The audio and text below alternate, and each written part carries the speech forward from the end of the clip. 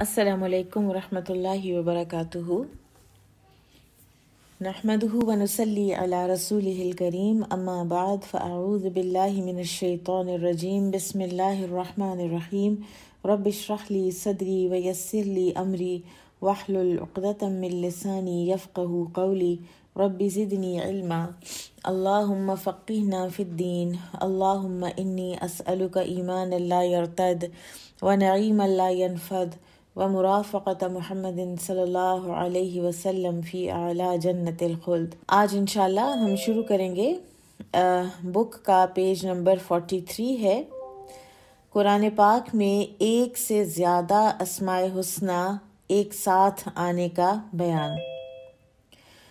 قرآن و سنت میں بہت سے مقامات ایسے ہیں کہ جن میں اللہ سبحانہ و تعالیٰ کے نام اکٹھے آئے ہیں، اور ان ناموں کو جب یہ آیت کے اینڈ پر آتے ہیں، اگر ان ناموں کو سمجھ لیا جائے اور یہ ذرا ریفلیکٹ کر لیا جائے، تدبر کر لیا جائے اس بات پر کہ ایگزیکٹلی یہی نام کیوں آئے ہیں، یا پیئر میں یہی نام اس فلاں آیا کے ساتھ ہی کیوں آئے ہیں، تو بہت سی انسان کے اوپر نئی جہتیں کھلتی ہیں اس آیت کے حوالے سے اور اس آیت مبارکہ کے حوالے سے، اور اسی طرح سے بہت سے معنی و مفہوم انسان کے اوپر کھلتے ہیں اللہ سبحانہ و تعالیٰ کے ان ناموں کے اور ان صفات کے۔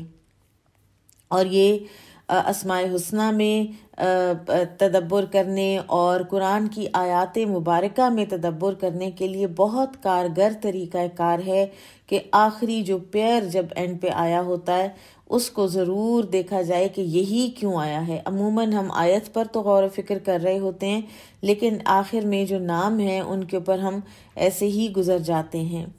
مثال کے طور پر السمیع البصیر، الغفور الرحیم، الرؤوف الرحیم، الحکیم العلیم، الحمید المجید، العزیز الحکیم، العلی العظیم، الفتاح العلیم، اللطیف الخبیر، الشکور الحلیم، العفو الغفور، الغنی الکریم، اور ایسی بہت سی مثالیں موجود ہیں۔ ایک مثال جس کو میں ایڈ کرنا چاہوں گی وہ ہے العزیز الرحیم۔ العزیز الرحیم غالب بھی ہے اور رحم کرنے والا بھی ہے۔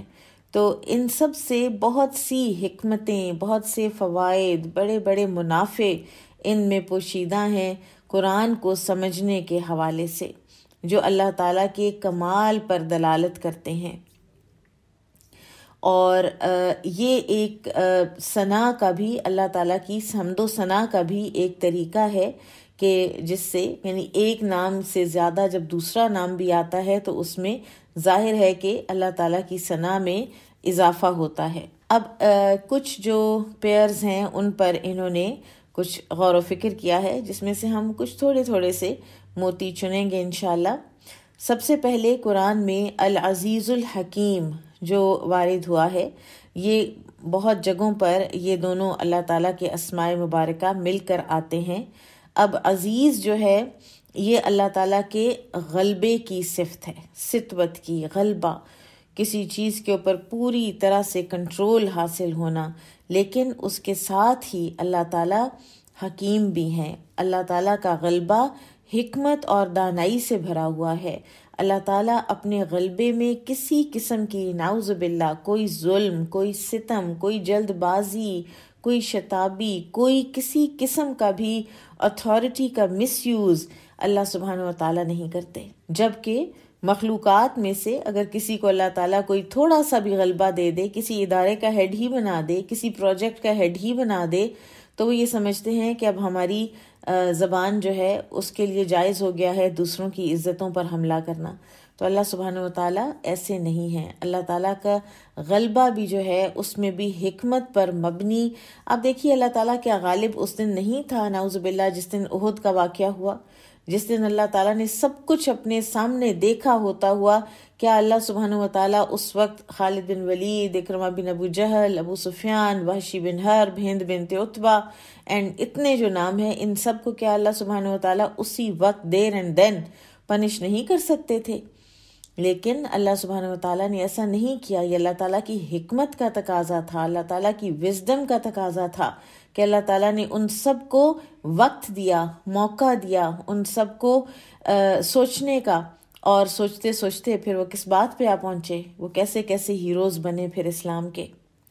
پھر ہے الغنی الحمید. سورہ لقمان میں آتا ہے للہ ما فی السماوات والارض ان اللہ هو الغنی الحمید. پھر اسی طرح سے سورہ فاطر میں اللہ سبحانہ و تعالیٰ فرماتے ہیں یا ایھا الناس انتم الفقراء الی اللہ واللہ هو الغنی الحمید. پھر اسی طرح سے سورہ ابراہیم میں بھی آتا ہے فإن اللہ لغنی حمید. اور اس سے پہلے موسیٰ علیہ السلام اپنی قوم سے کیا فرما رہے ہیں؟ وقال موسیٰ ان تکفروا انتم ومن فی الارض جميعا. اگر تم لوگ کفر کرو، تم لوگ بھی اور جو زمین میں ہے وہ سارے کے سارے بھی اگر کافر ہو جائیں، فإن اللہ لغنی حمید. تو اللہ تعالیٰ غنی ہے اور تعریف کیا گیا ہے، وہ بے نیاز ہے اس بات سے کہ تم کافر ہو یا مسلمان، اس بات سے اس کو کوئی فرق نہیں پڑتا. اور تم مسلمان ہو کر تم نے کوئی اگر اللہ کی حمد و ثنا کرنی تھی تو اس حمد و ثنا کے نہ ہونے سے کوئی فرق نہیں پڑتا، اس لیے کہ وہ تو خود حمید ہے، اس کی تو خود بخود تعریف ہو رہی ہے. زمین و آسمان میں ہر مخلوق اس کی حمد بیان کر رہی ہے، اس کی تسبیح بیان کر رہی ہے، تو اس کو تو تمہاری کوئی ضرورت نہیں ہے. پھر اسی طرح سے سورۃ الشعراء میں انبیاء کرام کے جو واقعات آئے ہیں، جو ان کی امتوں کے ساتھ پیش آئے، تو ان کے اختتام پر بار بار آتا ہے وَإِنَّ رَبَّكَ لَهُوَ الْعَزِيزُ الرَّحِيمُ. اور یہ سورۃ الشعراء کے علاوہ سورہ دخان میں بھی آیا ہے، سورہ السجدہ میں بھی آیا ہے. تو اس میں یہ بتایا گیا ہے کہ اللہ تعالیٰ نے اپنے انبیاء کی مقدر میں جو مدد کرنا اور ان کی جو تائید کرنا اور ان کو جو کامیابی دینا لکھ رکھا تھا، یہ اللہ تعالیٰ کے آثار رحمت میں سے ہے. جو اللہ تعالیٰ نے غلبہ دیا انبیاء کرام کو، یہ اللہ تعالیٰ کے آثار رحمت میں سے ہے، اور یہ وہ رحمت ہے جو اس نے اپنے انبیاء کے ساتھ خاص کی تھی. آپ دیکھیے کہ کیسے کیسے طاقتور اقوام کے سامنے انبیاء کرام تن تنہا ڈٹ کے جب کھڑے ہوئے ہیں تو اللہ تعالیٰ نے ان کو ساتھی بھی دیے ہیں، اور اللہ تعالیٰ نے معجزات کے ذریعے سے بھی ان کی مدد کی ہے. موسیٰ علیہ السلام ایک تن تنہا انسان، اور ان کو اللہ تعالیٰ نے بھیج دیا فرعون جیسے ایک سپر پاور کے آگے تن کے کھڑا ہو جانے کے لیے. تو رحمت کے طور پر اللہ تعالیٰ نے ساتھ میں کیا دیا؟ وہ معجزات کہ جن کو دیکھ کر فرعون اور اس کی قوم عاجز آ گئے تھے. پھر اسی طرح عزیز و علیم، العزیز العلیم، یہ بھی اکٹھے آئے ہیں.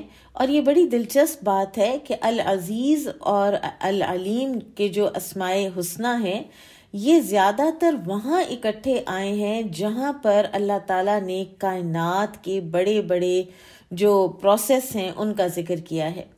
مثلاً آسمان کی پیدائش، صبح کا پھوٹنا، رات کو آرام کرنا، سورج اور چاند کو ایک حساب سے رواں دواں کرنا، وہ اپنے مدار میں سب کے سب تیر رہے ہیں، آسمان دنیا کے ستاروں کا دمکنا اور ان کا جنات کی وہ حفاظت کا جو طریقہ ہے اس کا جو ذکر ہے، وہاں پر اللہ تعالیٰ کی یہ دو صفات اکٹھی آتی ہیں، العزیز العلیم. مثلاً سورۃ الانعام میں اللہ تعالیٰ فرماتے ہیں فالق الاصباح وجعل اللیل سکنا والشمس والقمر حسبانا ذالک تقدیر العزیز العلیم. پھر اسی طرح سورہ یاسین والشمس تجری لمستقر لها ذالک تقدیر العزیز العلیم. پھر سورہ فصلت آیت نمبر 12 وزینا السماء الدنیا بمصابیح وحفظا ذالک تقدیر العزیز العلیم. اور یہ جو دو صفات ہیں، ان پر جو جمع کر کے آیات مبارکہ جو ختم ہوتی ہیں، ان میں عام طور پر اللہ تعالیٰ کی عزت، غلبہ پلس اللہ تعالیٰ کی علمیت. یعنی آپ دیکھیں کہ سورج، چاند، ستارے کوئی غالب ہستی کے علاوہ تو کوئی نہیں پیدا کر سکتا، لیکن وہ غالب ہونے کے ساتھ ساتھ اتنے علم کے درست اندازوں پر یہ چیزیں بنی ہوئی ہیں کہ ان میں سے کوئی چیز بھی نہ اپنے مدار میں سے ہٹتی ہے، نہ کسی کا سائز ایسا ہے کہ کوئی کہے کہ یہ ذرا بڑی ہوتی تو بہتر تھا، ذرا چھوٹی ہوتی تو بہتر تھا۔ بڑے سے بڑا کوئی ایتھیسٹ بھی آج ہے نا اگر سائنسدان، تو وہ دیکھتا ہے جب اس کائنات کو، تو وہ چاہے وہ یہ نہیں مانتا کہ یہ اللہ نے بنائی ہے، وہ اس کو پرفیکٹ ڈیزائن ہی کا نام دیتا ہے، گرینڈ ڈیزائن، پرفیکٹ ڈیزائن۔ وہ اس میں سے کوئی، وہ جو اللہ تعالیٰ کا چیلنج ہے نا کہ تم بار بار اپنی نگاہ دوڑاؤ، تمہیں کوئی رکھنا، کوئی فطور، کسی قسم کا کوئی نقص عیب نظر نہیں آئے گا اس کائنات کے اندر۔ تو یہ اللہ تعالیٰ کے العزیز اور العلیم ہونے کی جو پیر ہے صفات کا، آپ دیکھیں کیسے دروازے کھلتے ہیں نا ایک فہم کے اور سمجھ کے، کہ جب پتہ چلتا ہے کہ اچھا یہ پیر کیوں اکٹھا آیا ہے۔ پھر اسی طرح سے عام طور پر جہاں شیطان سے استعاذہ کا حکم دیا گیا ہے، یعنی شیطان سے پناہ مانگنے کا حکم دیا گیا ہے، تو وہاں پر اللہ تعالیٰ کی دو صفات آئی ہیں، السمیع العلیم۔ مثلا سورۃ الاعراف آیت نمبر 200، وَإِمَّا يَنزَغَنَّكَ مِنَ الشَّيْطَانِ نَزْغٌ فَاسْتَعِذْ بِاللَّهِ إِنَّهُ سَمِيعٌ عَلِيمٌ۔ پھر اسی طرح سورہ فصلت آیت 36، وَإِمَّا يَنزَغَنَّكَ مِنَ الشَّيْطَانِ نَزْغٌ فَاسْتَعِذْ بِاللَّهِ إِنَّهُ هُوَ السَّمِيعُ الْعَلِيمُ۔ اچھا، اور انٹرسٹنگ بات یہ ہے کہ شیطان کے شر سے جب پناہ مانگی ہے تو السمیع العلیم فرمایا ہے، اور انسانوں کے شر سے پناہ کی بات آئی ہے تو اللہ تعالیٰ نے ان آیات مبارکہ کو سمیع و بصیر کے ساتھ ختم کیا ہے۔ مثلا سورہ غافر آیت 56، الذین یجادلون فی آیات اللہ بغیر سلطان اتاہم ان فی صدورہم الا کبر ما ہم ببالغیہ فاستعذ باللہ ھو السمیع البصیر۔ جب انسان ہے تو سمیع البصیر۔ وہ کہتے ہیں، جو رائٹر ہیں وہ کہتے ہیں کہ شیطان کے وجود کا ہمیں علم تو ہے لیکن ہم اسے دیکھ نہیں سکتے، تو اس لیے اس سے پناہ طلب کرتے وقت آیت کا اختتام سمیع و علیم سے کیا گیا ہے۔ اور انسان جس کے شر سے دوسرے انسان پناہ طلب کرتے ہیں تو وہ تو نظر آتا ہے، اس کے افعال آنکھوں سے دکھائی دیتے ہیں، اور اس لیے اس وقت سمیع و بصیر کہا گیا ہے۔ آپ ذرا ریفلیکشن کی اور ڈیپ جانے کی اور قرآن میں مطالعے کی اور قرآن کو اپنا ساتھی بنا کر اور اس میں سے یہ سب موتی چننے کی ذرا ایکسٹینٹ دیکھیے، یہ کیا کیا مثالیں ہیں، یہ کیا کیا پونڈرنگ ہے جو کہ قرآن کے اوپر ہوئی ہوئی ہے۔ پھر بعض آیات کے آخر میں الواسع العلیم آتا ہے، مثلا خرچ کرنے کی آیات۔ خرچ کرنے کی آیات سورۃ البقرہ کی وہ انتہائی خوبصورت آیت، مثل الذین ينفقون اموالهم فی سبیل اللہ کمثل جنۃ انبتت 7 سنابل فی کل سنبلۃ، کمثل حبہ ہے، یہ کمثل جنہ لکھا ہوا ہے کتاب میں لیکن یہ جنہ نہیں ہے، کمثل حبہ انبتت 7 سنابل فی کل سنبلۃ 100 حبہ واللہ یضاعف لمن یشاء واللہ واسع علیم۔ اللہ تعالیٰ وسعت والا اور علم والا ہے، اللہ تعالیٰ کو پتہ ہے کہ کس کو کتنی وسعت عطا کرنی ہے اس کے خرچ کے بدلے میں، کس کو کتنا اجر عطا کرنا ہے، اس کا غنا وسیع ہے، اس کی عطا وسیع ہے، اس کا فضل وسیع ہے، اور وہ اپنے علم کے لحاظ سے، علم کے بلبوتے پر یہ فیصلہ کرتا ہے کہ کس کو کتنی وسعت دینی ہے۔ جیسے سورۃ البقرہ ہی میں اللہ تعالیٰ فرماتے ہیں واللہ یؤتی ملکہ من یشاء واللہ واسع علیم۔ اسی طرح البقرہ 261 میں اللہ فرماتے ہیں واللہ یضاعف لمن یشاء واللہ واسع علیم۔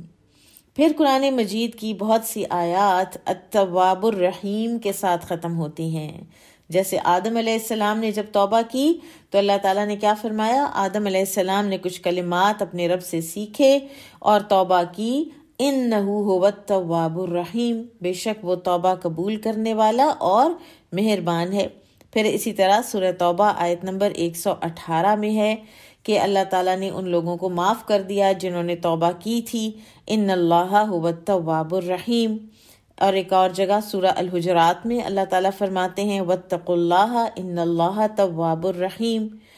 اور یہ جو اللہ تعالیٰ کی رحمت کی صفت، اللہ تعالیٰ کی مغفرت کی صفت، اور ساتھ ہی ساتھ اللہ تعالیٰ کے توبہ قبول کرنے کی صفت ہے، ان دونوں کا کافی سمپل ہے ان کا ریلیشن شپ، اور سمجھ آنے والا ہے کہ اللہ تعالیٰ مہربانی کرتے ہوئے بندوں کے بڑے بڑے گناہ معاف کر دیتے ہیں، اور بندے جب توبہ کرتے ہیں تو اللہ تعالیٰ لطف و کرم سے ان کی توبہ کو قبول کر لیتے ہیں. پھر پیج 47 پر کچھ قواعد ہیں کہ اسماء الہی علم بھی ہیں اور اوصاف بھی ہیں. اس کا کیا مطلب ہے؟ علم کہتے ہیں پراپر ناؤن کو، خاص نام کو، ٹھیک ہے. مثال کے طور پر میرا نام فریحہ ہے، ٹھیک ہے. فریحہ کا روٹ ورڈ کیا ہے؟ فارحہ، ٹھیک ہے. اور اس کے معنی کیا ہے؟ خوش خوش رہنا، خوش باش رہنے والی، ٹھیک ہے. اچھا، اب کیا ضروری ہے کہ ہر فریحہ خوش باش بھی ہو؟ گو کے ناموں کے اثرات ہوتے ہیں، لیکن کیا یہ ہارڈ اینڈ فاسٹ رول ہے کہ ایک انسان جو ہے اگر اس کا نام عابدہ ہے تو کیا ضروری ہے کہ وہ عابدہ ہو بھی؟ ایک انسان خالدہ ہے تو وہ کیا ضروری ہے کہ وہ ہمیشہ رہنے والی ہو؟ بلکہ نہیں ہوتی. تو انسان کے اندر جو نام ہوتے ہیں، انسانوں کے جو نام ہوتے ہیں، ان کی صفات اگر ہوں بھی تو نقص والی ہوتی ہیں، ٹھیک ہے، امپرفیکٹ ہوتی ہیں. لیکن اللہ تعالیٰ کے جو نام ہے نا، وہ صفات بھی ہیں. اور وہ کیسی صفات ہیں؟ جو کہ کمال کے لیول پر اللہ سبحانہ و تعالیٰ کے جو نام ہے نا، اللہ، اس کے اندر موجود ہیں. وہ بذات خود بھی ایگزسٹ کرتی ہیں اور ساری کی ساری ایٹ دا سیم ٹائم اللہ کے اندر موجود ہیں پرفیکشن کے لیول پر. مثلاً اللہ تعالیٰ الحی، العلیم، القدیر، السمیع، البصیر، الرحمن، الرحیم، العزیز، الحکیم ایٹ دا سیم ٹائم ہے، ٹھیک ہے. اب آپ دیکھیے کہ الحی کا ایک خاص معنی ہے، سمیع کا بھی ایک خاص معنی ہے، بصیر کا بھی معنی ہے، ٹھیک ہے. حی حیات کی صفت، سمیع سننے کی صفت، بصیر دیکھنے کی صفت. اور اس اعتبار سے یہ ہر جو ایٹریبیوٹ ہے یہ اپنی ذات میں خاص ہے اور جدا ہے، یونیک ہے. اور پھر یہ سارے کے سارے ایک ہی وقت پر اللہ تعالیٰ کے اندر موجود ہیں، اور یہ سب کے سب اللہ تعالیٰ کے لیے صفت کمال کی دلیل ہیں. اچھا، پھر آپ دیکھیے کہ اللہ سبحانہ و تعالیٰ کے جو نام ہیں نا، ان کے ایکشنز بھی قرآن میں آئے ہیں. مثلاً اللہ تعالیٰ کا اسماء حسنہ ہے الوہاب. تو اللہ سبحانہ و تعالیٰ نے قرآن میں فرمایا الحمدللہ الذی وہب لی علی الکبر اسماعیل و اسحاق ان ربی لسمیع الدعا، کہ تمام تعریفات اللہ کے لیے ہیں جس نے مجھے بڑھاپے میں اسماعیل اور اسحاق عطا کیے، بے شک میرا رب دعا سننے والا ہے. ان صفات کی اللہ سبحانہ و تعالیٰ نے خود قرآن میں تعریف فرمائی ہے، ٹھیک ہے. الوہاب کی تعریف الحمدللہ الذی وہب لی. پھر اسی طرح سے الخالق کے بارے میں اللہ تعالیٰ نے کس طرح سے حمد بیان فرمائی ہے خود، الحمدللہ الذی خلق السماوات والارض وجعل الظلمات والنور. اللہ تعالیٰ کی جو خلاقی کی صفت ہے اس کی تعریف اللہ سبحانہ و تعالیٰ خود قرآن میں فرما رہے ہیں. اسی طرح سے اللہ سبحانہ و تعالیٰ کے نام القدوس السلام، یہ آپ دیکھیے کہ ان آیات میں، سورۃ الاسراء کی ان آیات میں انڈائریکٹلی، کیونکہ اللہ تعالیٰ القدوس ہے یعنی پاک ہے، السلام ہے سلامت ہے، ہر شرک سے پاک اور سلامت ہے. تو اس کی دلیل کیا ہے؟ وَقُلِ الْحَمْدُ لِلَّهِ الَّذِي لَمْ يَتَّخِذْ وَلَدًا وَلَمْ يَكُنْ لَهُ شَرِيكٌ فِي الْمُلْكِ وَلَمْ يَكُنْ لَهُ وَلِيٌّ مِّنَ الذُّلِّ وَكَبِّرْهُ تَكْبِيرًا. سبحان اللہ. آپ دیکھیں کہ کہاں سے انہوں نے القدوس اور السلام کی حمد جو ہے اس آیت سے انہوں نے ڈیرائیو کی ہے.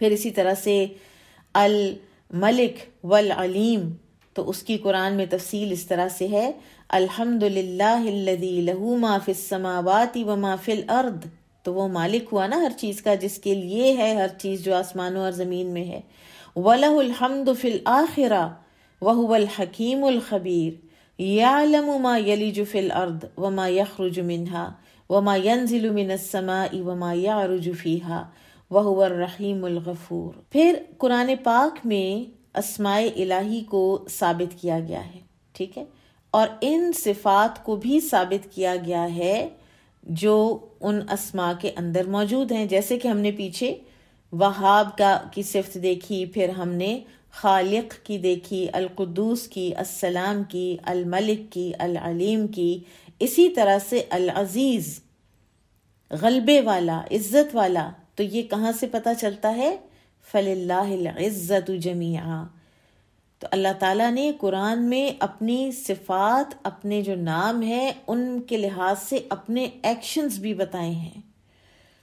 اسی طرح اگر اللہ تعالیٰ العلیم ہے تو اللہ تعالیٰ نے بتایا ہے کہ وہ کتنا العلیم ہے، وَلَا يُحِيطُونَ بِشَيْءٍ مِّنْ عِلْمِهِ إِلَّا بِمَا شَاءَ۔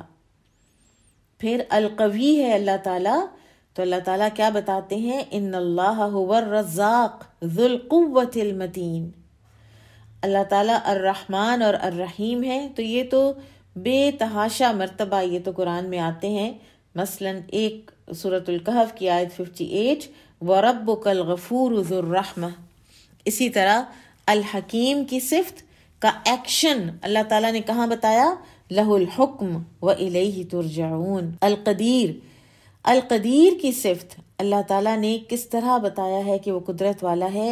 دعائے استخارہ میں آپ اللہ تعالیٰ کے قادر، ایک تو قرآن میں بار بار آتا ہے نا ان اللہ علی کل شیء قدیر، ٹھیک ہے، لیکن اس کے علاوہ اور بھی بہت سی جگہیں ہیں، مثلا دعا استخارہ، اللہم انی استخیرک بعلمک واستقدرک بقدرتک، میں طلب کرتا ہوں خیر تیری قدرت کی طاقت کے ساتھ، جتنی تیری قدرت ہے اس کے مطابق میں تجھ سے خیر طلب کرتا ہوں۔ اور ایک اور حدیث میں ہے اللہم بعلمک الغیبی وقدرتک علی الخلق، اس کا اقرار کرنا چاہیے ہمیں کہ اللہ تعالیٰ کو مخلوق پر پوری قدرت حاصل ہے۔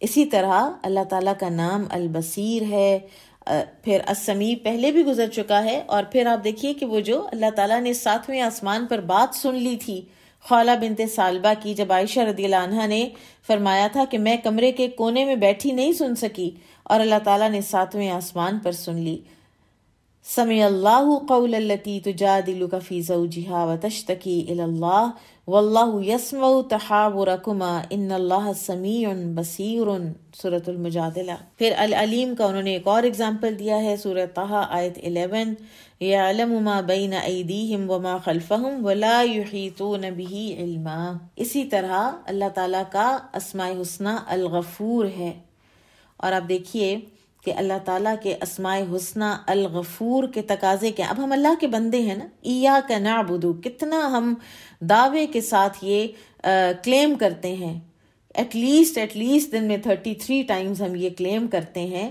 تو ہم کہتے ہیں کہ ایاک نعبد، اے اللہ ہم تیری عبادت کرتے ہیں۔ تو آپ دیکھیے عبادت کا کیا پھر تقاضا بنتا ہے کہ انسان جس اللہ کا بندہ ہے اس کی بندگی، اللہ کی بندگی ہم نے کرنی ہے اس کی ساری اسماء و صفات کو سامنے رکھتے ہوئے، اس کی ساری اسماء و صفات کو دیکھتے ہوئے، ان پر ریفلیکٹ کرتے ہوئے، اور جب ہم ان پر ریفلیکٹ کریں گے تو جب ہم یہ دیکھیں گے کہ اللہ سبحانہ و تعالی الغفور ہے، تو پھر الغفور کا بندہ ہونے کا تقاضا کیا ہے؟ وہ جو بندگی ہم نے کرنی ہے، جس بندگی کا ہم دعویٰ کر رہے ہیں اللہ تعالیٰ کے حضور نماز میں روزانہ، تو اس بندگی کا تقاضا کیا ہے؟ اس بندگی کا تقاضا سورۃ النور آیت نمبر 22 میں بتایا گیا ہے، الا تحبون ان یغفر اللہ لکم، کیا تم یہ نہیں چاہتے کہ اللہ تمہیں بخش دے؟ اور یہ کیا ہے کانٹیکسٹ بات کا،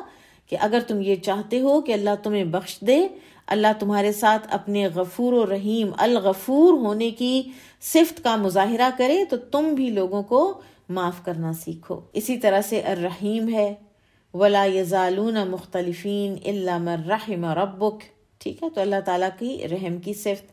اسی طرح سے الحی القیوم کی صفت ہے، اور یہ کہاں سے ڈیرائیو ہوتی ہے؟ ویسے بھی یہ نام آئے ہیں لیکن ان کے ایکشن کہاں ہیں قرآن میں؟ اللہ تعالیٰ نے اپنے ایکشنز بھی ان صفات کے حوالے سے بتائے ہیں. لا تأخذہ سنۃ ولا نوم. پھر اللہ تعالیٰ القوی ہے. پیچھے ہم نے القوی ذو القوہ ہم پڑھ آئے ہیں، لیکن القوی کی ایک اور اگزامپل انہوں نے یہاں پہ دی ہے کہ وہ کتنا طاقتور ہے. ایک تو یہ کہ اس نے زمین و آسمان کو 6 دنوں میں بنایا، اور پھر اس نے کیا فرمایا؟ وما مسنا من لغوب، ہمیں کوئی تھکان نہیں ہوئی، ہم بالکل نہیں تھکے. وہ جو بائبل میں آتا ہے نا، and he rested on the 7th day, کوئی ریسٹ نہیں کیا اللہ تعالیٰ نے، کیونکہ اللہ کو تھکن ہی نہیں تھی. اور اسی طرح سے اللہ تعالیٰ حفاظت کرتے ہیں زمین و آسمان کی، اور نہ ان کو اونگ آتی ہے نہ نیند آتی ہے. اور اس سارے شب و روز کی ساری جو اللہ تعالیٰ کے جو کام ہیں ان کے ساتھ ساتھ کیا ہے؟ ولا یعودہ حفظہما، وہ اتنا قوی ہے، وہ اتنا اسٹرانگ ہے کہ اللہ تعالیٰ کو زمین و آسمان کی حفاظت کرنا ذرا بھی تھکاتا نہیں ہے. پھر اسی طرح سے العلیم میں کچھ اور اگزامپلز انہوں نے دی، مثلا وما اللہ بغافل عما تعملون. اسی طرح وما کان ربک نسیا. آپ دیکھیں العلیم کی صفت ہی کام کر رہی ہے نا. ہم ان آیات پر سے جب گزرتے ہیں تو ہمیں تو یہی لگتا ہے کہ اچھا اس میں تو اللہ تعالیٰ کے نام کی کوئی صفت آئی ہی نہیں ہے، لیکن یہ اللہ تعالیٰ العلیم ہے تو اس لیے وہ غافل نہیں ہے نا ہر اس چیز سے جو لوگ کرتے ہیں، اور اسی لیے اللہ تعالیٰ بھولنے والا نہیں ہے نا. اس کا علم کیسا ہے؟ آپ دیکھیں کہ ہم تو ایک سورہ حفظ کر لینا تو وہ ہمیں عاجز کر دیتی ہے. ہم نے کئی سال ایک سورہ حفظ کر رکھی ہوتی ہے، اور کسی وقت آپ اس کو پڑھنے لگتے ہیں تو آپ کو ایسی جگہ سے بھول جاتی ہے کہ جہاں سے آپ کا گمان بھی نہیں ہوتا کہ اچھا مجھے یہاں سے بھی اب یہ بھول سکتی تھی. اور پھر آپ تھوڑی دیر رکتے ہیں یا یاد آ جاتی ہے، یا پھر آپ کو مصحف کھولنا پڑتا ہے تو پھر آپ کو یاد آتی ہے. لیکن اللہ تعالیٰ کا علم کیسا ہے؟ وما کان ربک نسیا، کوئی چیز اللہ سبحانہ و تعالیٰ کو بھولتی نہیں ہے. ایک اور جگہ پر قرآن میں آتا ہے نا، احصاہ اللہ ونسوہ، اللہ تعالیٰ نے شمار کر رکھے ہیں لوگوں کے اعمال، اور لوگ جو ہیں وہ کچھ بھول چکے ہیں. لوگ اپنی باتیں بھول جاتے ہیں، اچھا مجھے یاد ہی نہیں میں نے یہ کہا تھا. اور خاص طور پر جو ہم نے جب کوئی زیادتی کی ہوتی ہے، کوئی غلط کام کیا ہوتا ہے تو ہم کہتے ہیں وہ مجھے تو یاد بھی نہیں ہے. تو اللہ تعالیٰ کو ہر بات یاد ہے، چاہے وہ اس سے حساب کرے چاہے وہ نہ کرے. یحاسبکم بہ اللہ، حساب تو اس نے کرنا ہے اپنے علم کے مطابق، پھر وہ جس کو چاہے تو معاف کر دے اور جس کو چاہے وہ پکڑ لے. پھر اللہ تعالیٰ کا اسماء حسنی الغنی، غنا کی مجھے یہ اتنا انٹرسٹنگ لگ رہا ہے کہ میرا دل چاہ رہا ہے کہ ہم اسماء حسنی کو سامنے رکھ کر مختلف آیات تلاش کریں کہ اچھا اس میں اللہ کی کون سی صفت کار فرما ہے. تو یہاں پر آپ دیکھیں کہ غنا کی انہوں نے کون سی آیت وہ لے کر آئے ہیں؟ سورہ الانعام آیت 14، وَهُوَ يُطْعِمُ وَلَا يُطْعَمُ، وہ کھلاتا ہے اور اس کو کھلایا نہیں جاتا، اس لیے کہ وہ غنی ہے، وہ بے نیاز ہے، اس کو چاہیے نہیں آپ سے کچھ بھی. آپ دیکھیں کہ جب ہم کہہ رہے ہوتے ہیں کہ میں تو کر رہی ہوں اللہ کے لیے، تو ہم بعض اوقات ہمارے ذہن میں یہ آ جاتا ہے کہ میں بہت بڑا کام کر رہی ہوں اللہ کے لیے، تو میرا کوئی نعوذ باللہ اللہ پر کوئی احسان ہی ہو گیا ہے، نعوذ باللہ. ہم اللہ تعالیٰ پر کہاں سے احسان کر سکتے ہیں؟ کیونکہ وہ تو غنی ہے، وہ کھلاتا ہے، دن رات کھلا رہا ہے، کیڑوں کو کھلا رہا ہے، جنوں کو کھلا رہا ہے، انسانوں کو کھلا رہا ہے، مچھلیوں کو، پرندوں کو، جو جس کی فطرت کی مانگ ہے اس کے مطابق پلانٹس کو نیوٹریشن دے رہا ہے. اور یہ وہ ہستی ہے ولا یطعم، اور اس کو تو کھلایا ہی نہیں جاتا، تو لہٰذا وہ غنی ہے. پھر اسی طرح سے اللہ تعالیٰ کا سورۃ الذاریات کا فرمان، ما ارید منہم من رزق، میں تو ان سے کوئی رزق نہیں چاہتا. اللہ کو کیا ہمارے رزق سے؟ وما ارید ان یطعمون، اور نہ ہی میں چاہتا ہوں کہ وہ مجھے کچھ کھلائیں. ان اللہ هو الرزاق، وہ تو خود رزاق ہے. ذو القوۃ المتین، قوت والا، مضبوط، زوراور. اور ایک قاعدہ اور ہے اسماء حسنی کے حوالے سے کہ اللہ تعالیٰ جب خود کسی چیز کی نفی کر دیتے ہیں نا کہ میرے اندر یہ بات نہیں ہے، ٹھیک ہے، تو پھر اس کی ضد جو اس کی جو اپوزٹ خوبی ہے وہ پرفیکشن کے لیول پر اللہ تعالیٰ میں پائی جاتی ہے.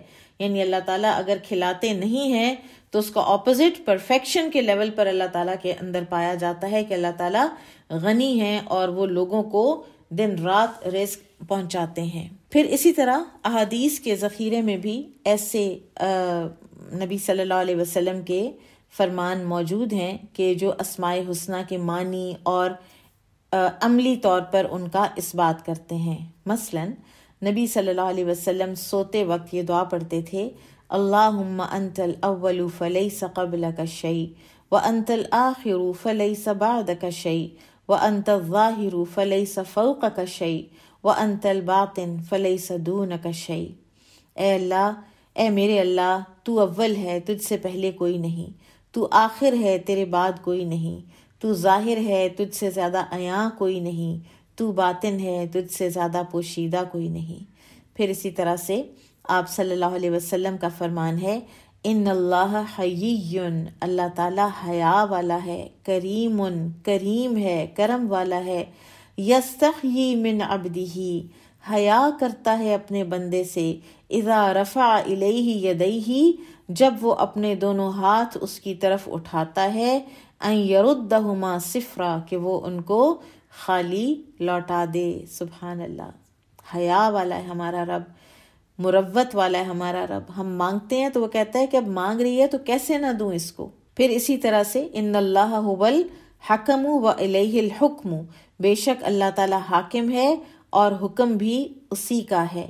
پھر رسول اللہ صلی اللہ علیہ وسلم نے جب ابو بکر رضی اللہ عنہ نے آپ سے دعا سیکھنے کا سوال کیا تھا کہ میں نماز میں کون سی دعا کیا کروں اور گھر میں بھی وہی دعا کیا کروں، تو آپ صلی اللہ علیہ وسلم نے فرمایا تھا، اللہم انی ظلمت نفسی ظلما کثیرا ولا یغفر الذنوب الا انت فاغفر لی مغفرۃ من عندک وارحمنی انک انت الغفور الرحیم۔ تو یہ غفور الرحیم ہونے کی صفت بھی حدیث میں بھی موجود ہے۔ اچھا، اب پیج 53 پر دیکھیے، اینڈ میں ایک اور جو انہوں نے کچھ بحث کی ہے کہ انسان اسماء حسنہ میں سے نام رکھ سکتا ہے یا نہیں۔ تو یہ دو وجوہات ہیں، دو اس کے ایسپیکٹ ہیں۔ ایک تو وہ اسماء حسنہ ہیں جو اللہ سبحانہ و تعالیٰ کے ساتھ خاص ہیں، جیسا کہ اللہ، الرحمن، الخالق، البارئ، القیوم۔ تو انسان کے لیے یہ نام رکھنا جائز نہیں ہے، اور وجہ یہ ہے کہ اللہ تعالیٰ ان ناموں میں کسی دوسرے کی شرکت قبول نہیں کرتا۔ اللہ الوہیت اور عبودیت والا ہے، تمام مخلوق کا وہی معبود ہے اور وہی بندگی کا حق رکھتا ہے۔ الرحمن اللہ کی رحمت پر دلالت کرتا ہے جو کہ ہر چیز پر چھائی ہے، اور یہ کثرت استعمال کی وجہ سے اللہ کا خاص نام بن چکا ہے۔ پھر الخالق وہ ہے جو کسی چیز کو بے مثال پیدا کرنے والا ہو۔ البارئ وہ ہے جو کسی چیز کو بے عیب پیدا کرے، اور یہ اللہ تعالیٰ ہی کر سکتے ہیں، تو اس لیے یہ نام صرف اللہ ہی کے ہو سکتے ہیں۔ اسی طرح القیوم وہ ہے جو بذات خود غنی ہو، کسی کی اس کو ضرورت نہ ہو اور باقی سب اس کے محتاج ہوں، تو یہ بھی اللہ ہی کا خاصہ ہے۔